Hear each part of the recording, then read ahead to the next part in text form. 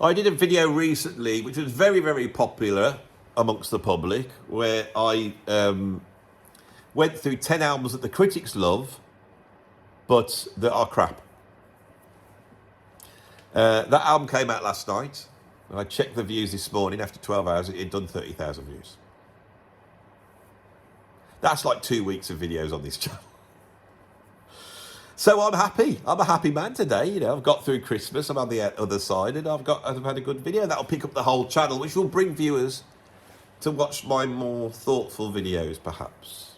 And this one is going to be a thoughtful video, but it relates to that video because, without a doubt, when I read the comments, the one album over and over again that my public were trying to tell me was a great masterpiece was London Calling by The Clash. So this whole video is going to be about London Calling by The Clash, right? And so, as I said in the original video, I liked The Clash when I was younger. I actually had on tape a few tracks off their debut album. I had White Riot, and I used to listen to that a lot. I was into Motown and AC, so I was very young, and I liked all that jumping up and down in excitement. I really liked that. And then as time went on, you know, I discovered Rock the Casbah, and I Fought the Law, and The Law Won, and all these. And I thought these were great songs. I thought, I like The Clash. I haven't got an album, but I do like them. And then one day in the early 90s, after a long time of listening to them, being aware of them, I thought, I'm going to buy an album. This is when I got my own money and I could choose to buy stuff. So I went downtown and I bought the classic London Calling, which all the critics said one of the greatest albums ever made. And I thought, I can't go wrong with this because I love all these Clash songs and this is going to be great. And I put it on, and the first track came on, which I knew, which was called London Calling, which was brilliant. It was dramatic and powerful. It had that sort of anthemic start. And then it just comes in and is so descriptive, and you feel like you're in a helicopter over at night, travelling over London, looking down on it and seeing everything that's wrong with that society, but seen in a sort of a God's eye view. And you go, this is a punk band, and it's so sophisticated, and the lines weave together. Joe Strummer's vocal delivery is incredible. And so I thought, this is great. And then the album carried on, and I, at some point, decided it was one of the worst albums I've ever heard. It was like the promise of that track was never delivered again for me. And it went into something I'm not keen on at all, which is sort of rock and roll, bubblegum pop, reggae pastiches. Now, a pastiche for me is different to being influenced by. The Police were influenced by reggae, but they used it and turned it into something that's their signature sound.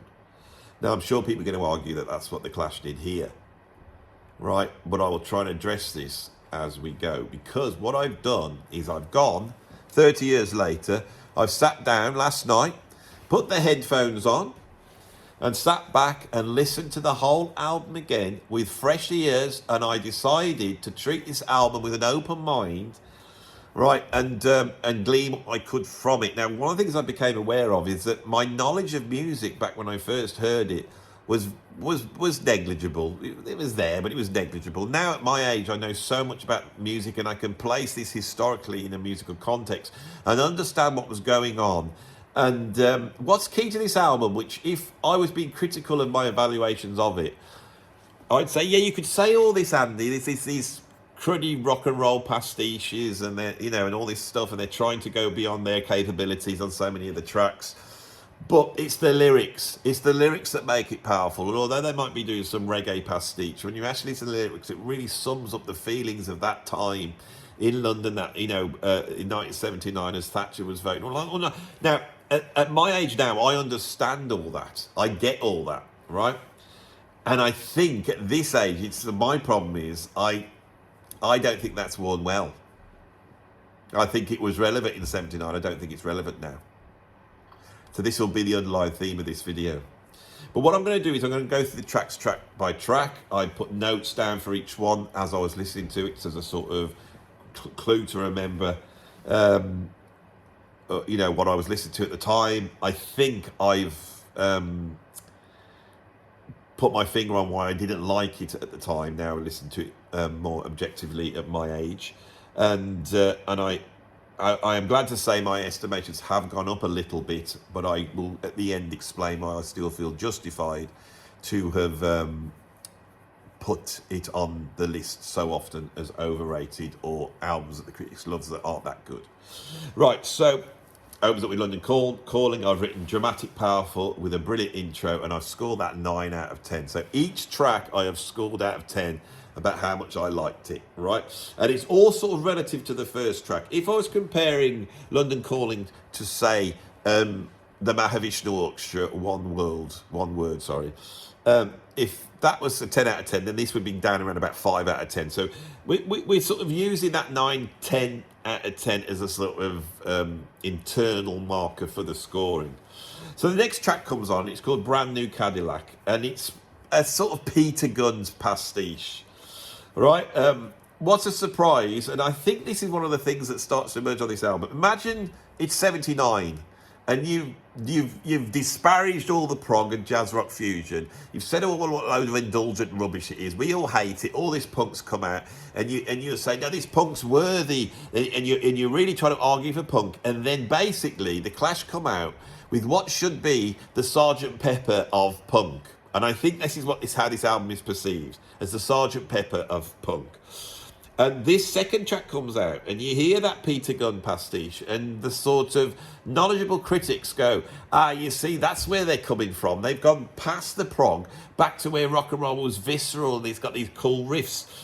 And then halfway through, there's a pretty competent guitar solo. Also, the arrangements are quite difficult and tricky, and Paul Simonon's bass is all over the place, brilliant. The guitar playing is shows a knowledge that we didn't know was there. These are sort of middle class boys, especially Joe Strummer. They know what they're doing, you know. Suddenly this comes out on the second track, and you go, whoa, what's this guitar solo? And it's a cool track, and we all love Peter Gunn, and we love that type of thing. Is it as innovative as they are making out? I don't think it is, but it's what the song's about. Each of these songs is about the country at that time, and it comes from a very left-wing sort of revolutionary. They're trying to be revolutionary. The whole album comes across to me a little bit like a British sitcom that was out at the same time called Citizen Smith. It's all, you know, Che Guevara and Power to the People, right? It's all that. They're dressed like that, and they're utilising that, and they're one of the first bands to utilise that aesthetic in rock and roll. So they're a revolutionary band, and they're going to criticise everything, right? The next one is called Jimmy Jazz. Oh yeah, you want to know how much I scored that one? I like that one. Not as good as London Calling, but I put a 7 out of 10. Then we get Jimmy Jazz comes on. This is another pastiche, this time of sort of early rock and roll. It's almost got a Mac the Knife vibe to it. When it first came on, I thought, yeah, this is pretty interesting that they're doing this. You could hear they're out of their depth a little bit with the chords. You know, they've got a certain few jazz chords in there, and they're throwing them in. But they're out of their depth doing this. There's nothing wrong with that. That sort of naivety can be interesting. But instrumentally, it is pretty poor. I'm listening to it, and then this track goes on and on and on. I'm like, when is this going to finish? And I thought, they're jamming and they're playing. They are doing precisely what the progressive rock bands and the jazz rock fusion bands did. But they're doing it with not the musical ability of those bands. And it's the lack of music ability which the critics are going, well, this is why this makes this great. So it's anti-skill, right? It's anti-skill. And that if you're making music that is anti-skill, don't then try and be indulgent and think you can jam your way through stuff and come up with all this stuff. Now, we could say this is interesting, it's innovative, but what they're really doing is really repeating what the garage bands did in the 1960s. Is that you get this visceral rock and roll, and then they start jamming on it, taking loads of drugs, jamming on it, and you get like the Grateful Dead and MC5 and all these sort of post-psychedelic bands that really laid the groundwork for progressive rock. What they're doing is they are opening up. They're just repeating history again. Right, we then get Hateful comes in, and it's got this sort of bit of a Bo Diddley rock and roll pastiche. Not quite the Bo Diddley beat, but we've got that bum.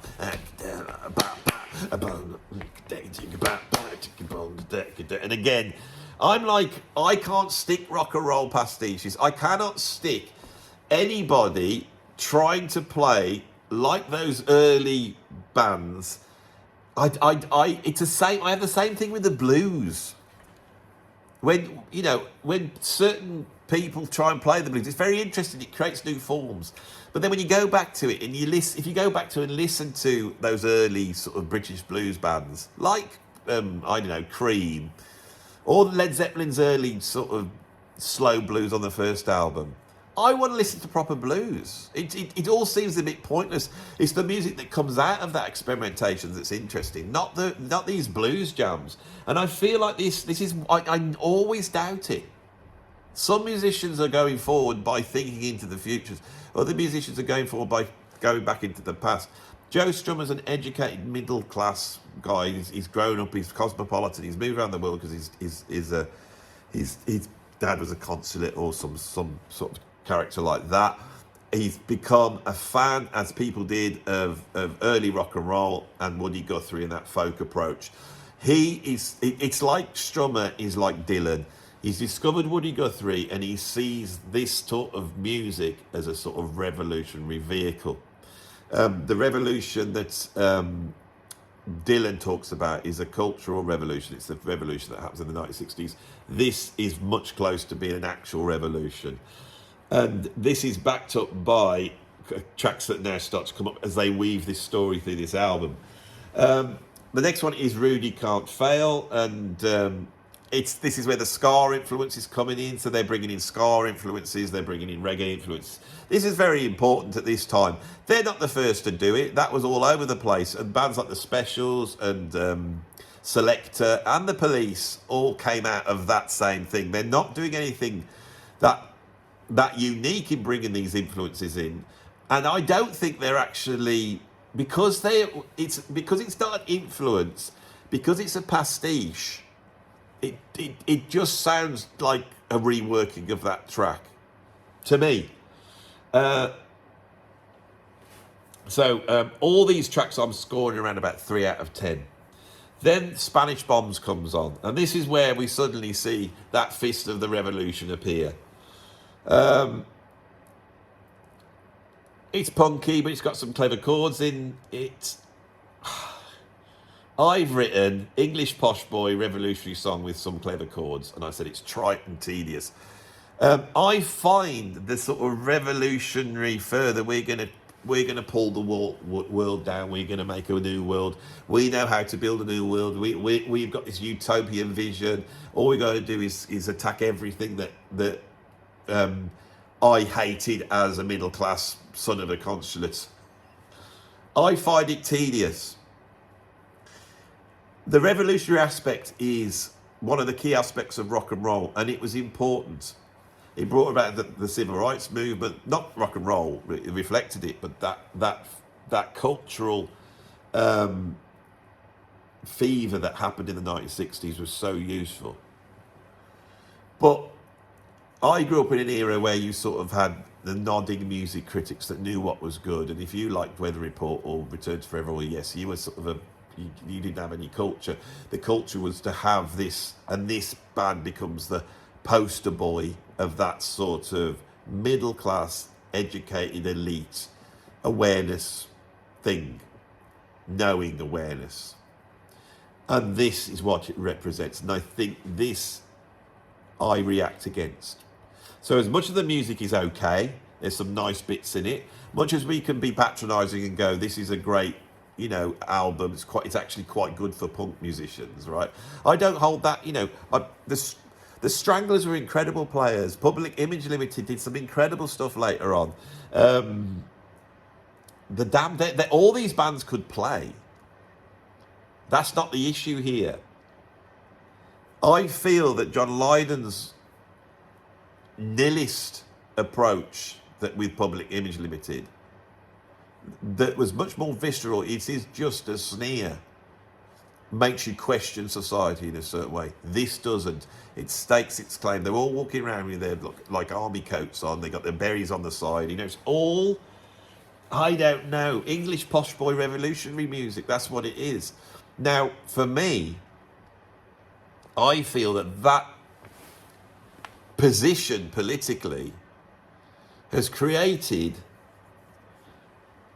in our culture now a situation where we can't get true equality because the control has not passed to the billionaires that they're pointing out.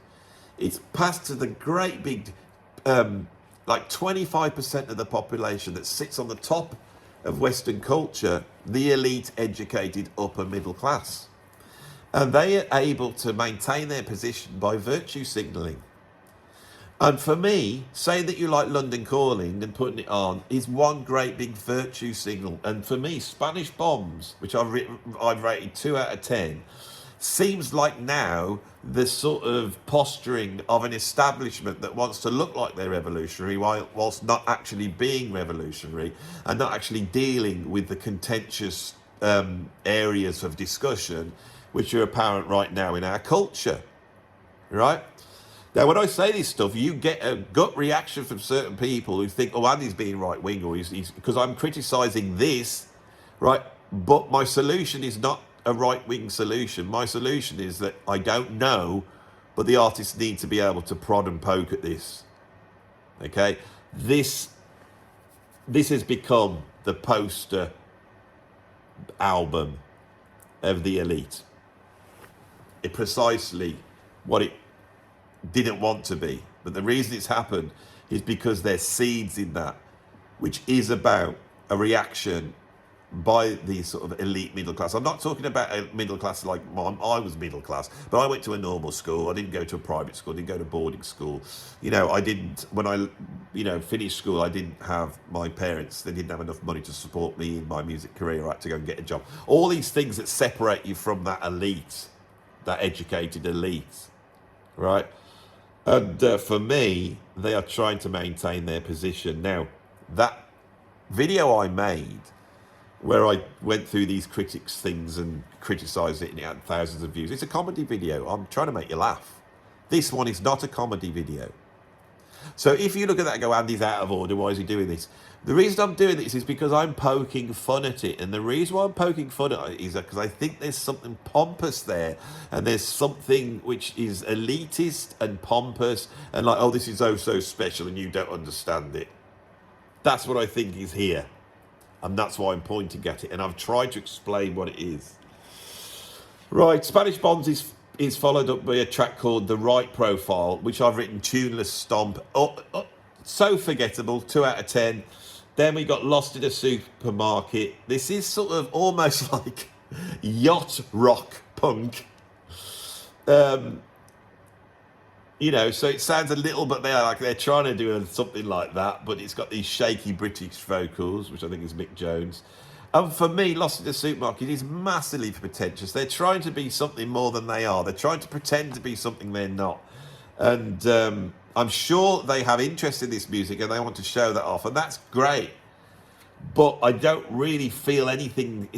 This is the trouble with this album. It starts off like this, and then it just descends down into here, and we get a whole bunch of tracks now. Clamp Down, which is turgid and boring. In the middle, they get into this sort of chorusy, almost like fast reggae sound.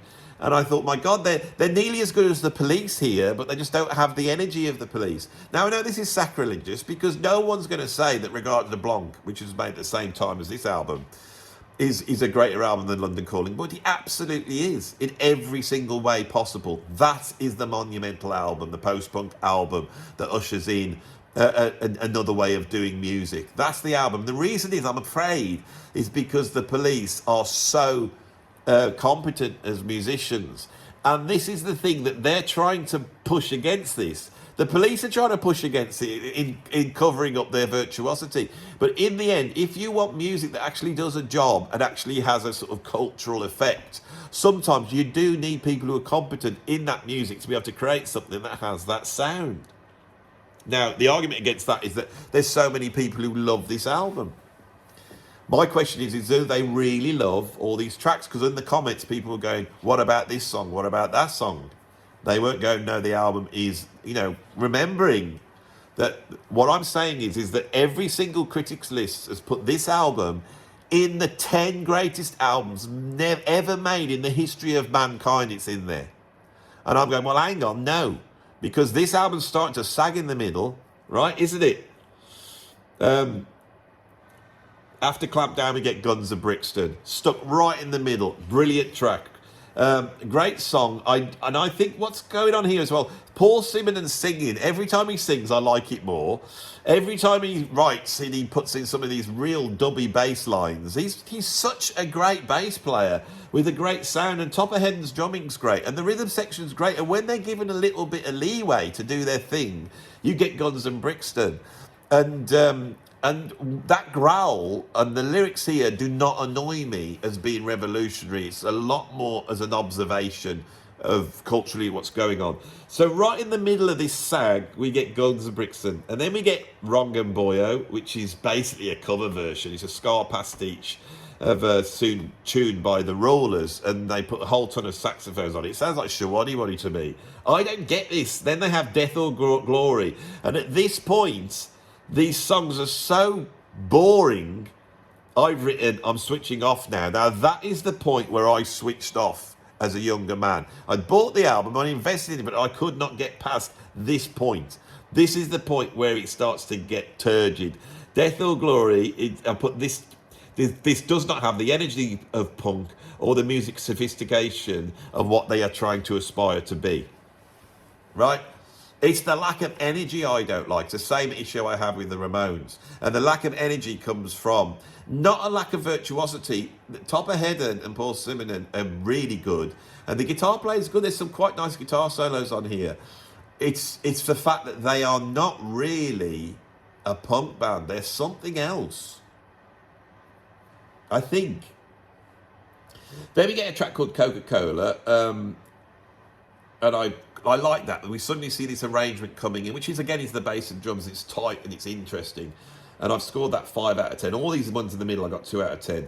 Then we get a tune called Lovers Rock, which is, I've written, it's very well done, but it's not my cup of tea. Then we get Four Horsemen. This is okay. Now, this stuff sorts of raises up. I'm being objective here. I like these ones a little bit more. Then we get a track called I'm Not Down. And this is the Clash Go Disco. And I like this track. I've given it a 7 out of 10. And I've said this is a great song. And I've said the last side of this album is better. And there's a great chorus. And I love the way they follow up that chorus with this sort of descending bass line. It's well written. The disco influences are assimilated in punk, creating a new sound, which I like. It just goes on for too long. And I think I had it up as being an 8, and then I dropped it to a 7.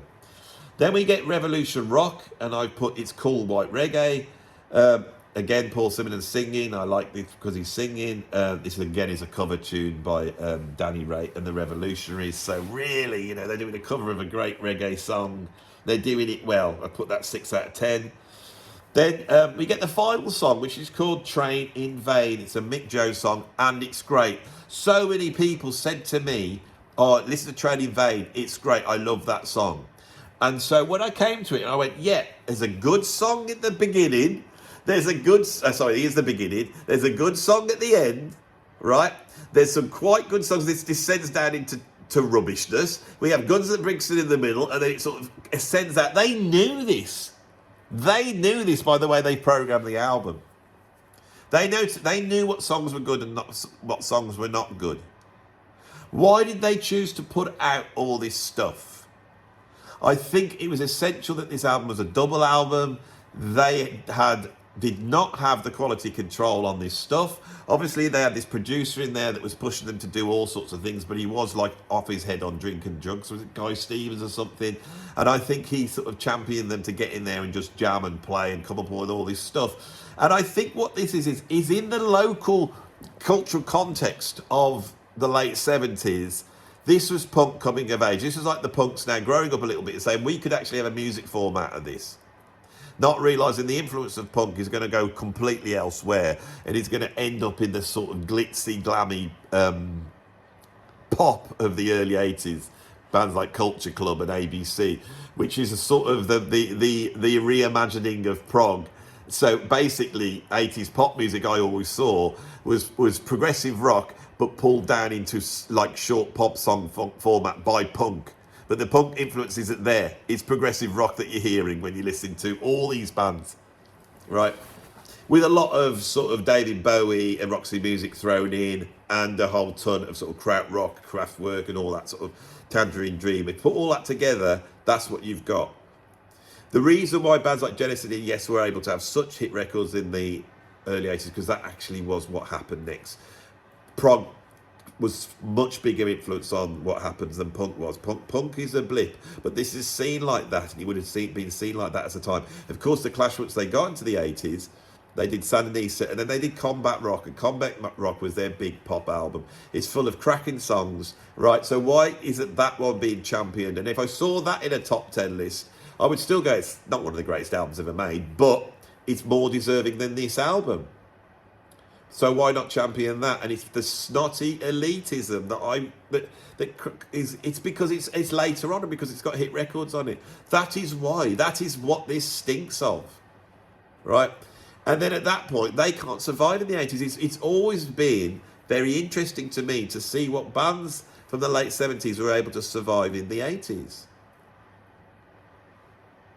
You know, so I've got to the end of this. I hope this gives some sort of context to where I'm coming from when I do sit down to criticise these albums, and how a lot of the sort of fun poking, right? I know it's not a constructive argument like I put together here, but this has taken half an hour, so this isn't going to pull the viewers in. A top 10 pulls them in.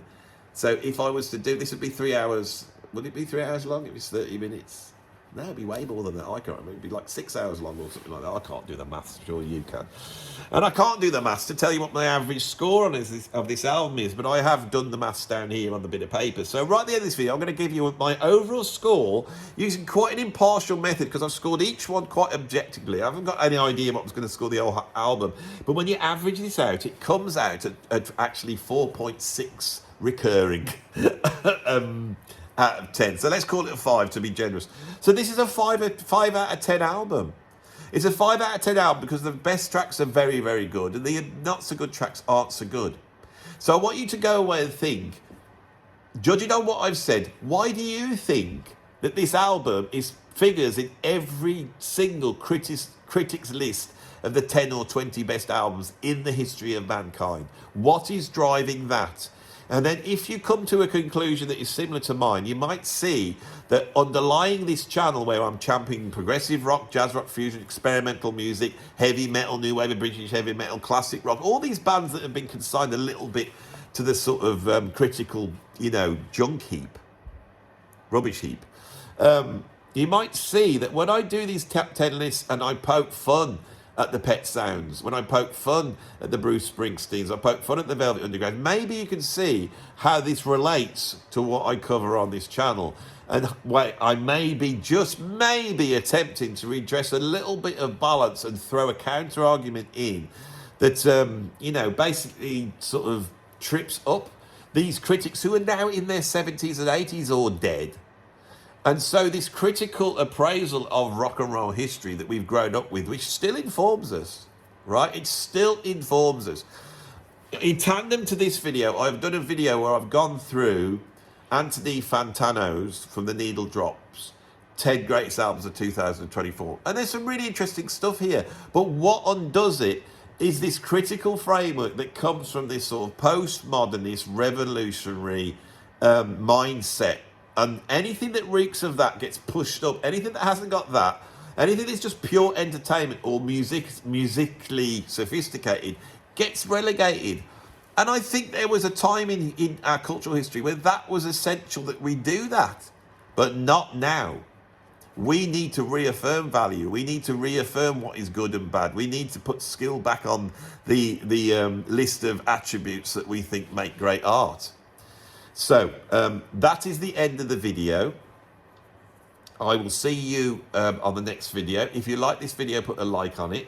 If you want to see some more, please subscribe, because that helps the channel, and putting comments in. I always get loads of comments on mine, and I always try and get through them and answer them. But, put what you think about this on there.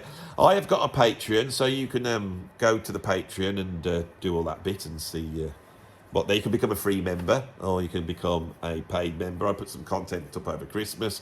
Some of it is for free, some of it is for the paid members. Or you can put a donation, like a tip, into my PayPal tip jar down below. Thanks for watching this video, and I'll see you on the next one.